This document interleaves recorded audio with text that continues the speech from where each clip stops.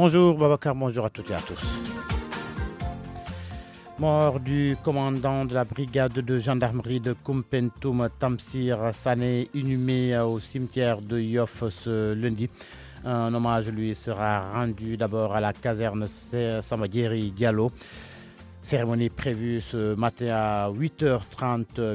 Le commandant Sané était âgé d'une cinquantaine d'années. Il a été abattu la semaine dernière lors d'un braquage de l'agence Poste Finance de Koumpentoum. Moustapha Diakhaté veut la libération de Guy Marius Sagna, l'ancien président du groupe parlementaire Benno Bokk Yakaar, estime qu'au nom du statut d'état de droit que revendique le Sénégal et ses engagements internationaux en matière de protection des droits politiques et civils, il est urgent d'arrêter les poursuites contre Guy Marius Sagna, a dit Moustapha Diakhaté donc sur son compte Facebook.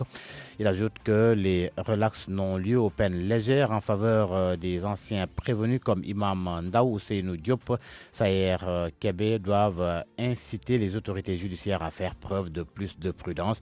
C'est pour éviter des inculpations entachées de délits d'opinion, de volonté de vengeance et de règlement de comptes politiques.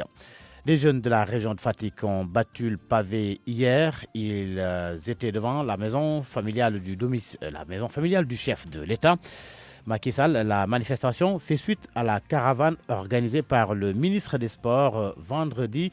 Le ministre des Sports qui leur avait promis de venir avec les Lions.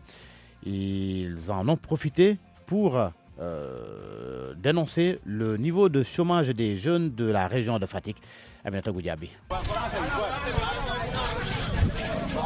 Leur acte a été mûrement préparé. Ce sont des jeunes de Fatick qui habitent pour la plupart à Pelgue, quartier où vit la famille du chef de l'État Macky Sall. Ils ont brûlé des pneus et jeté des cailloux devant le domicile familial de Macky Sall. Une manière pour eux de fustiger le chômage qui ne cesse de croître dans la ville natale du président de la République. Doudou Bop, un des manifestants. C'est que depuis plus de 7 ans, on est là. On n'a même pas d'emploi. Les embauchements, on n'en parle même pas. C'est une situation que nous déplorons. Le chômage est endémique ici. La majorité des jeunes ne travaillent pas. C'est une situation que nous déplorons depuis plus de 7 ans. On voulait juste se faire entendre. Vraiment, on est très fatigués. On veut seulement des emplois. Même la première dame nous l'avait promis lorsqu'elle était venue ici, aux dernières élections même. Mais depuis lors, rien. Ces jeunes Fatickois en colère disent militer aux côtés de Macky Sall depuis de nombreuses années. Ils l'ont accompagné dans tous ses combats, mais leurs efforts sont restés vains. Si aujourd'hui on est en politique, c'est grâce à lui. On a parcouru presque toute la région avec lui. On a tout fait pour lui. On a été les militants de première heure. Malheureusement, on a constaté que notre situation se dégrade de jour en jour. On a été obligés de manifester pour au moins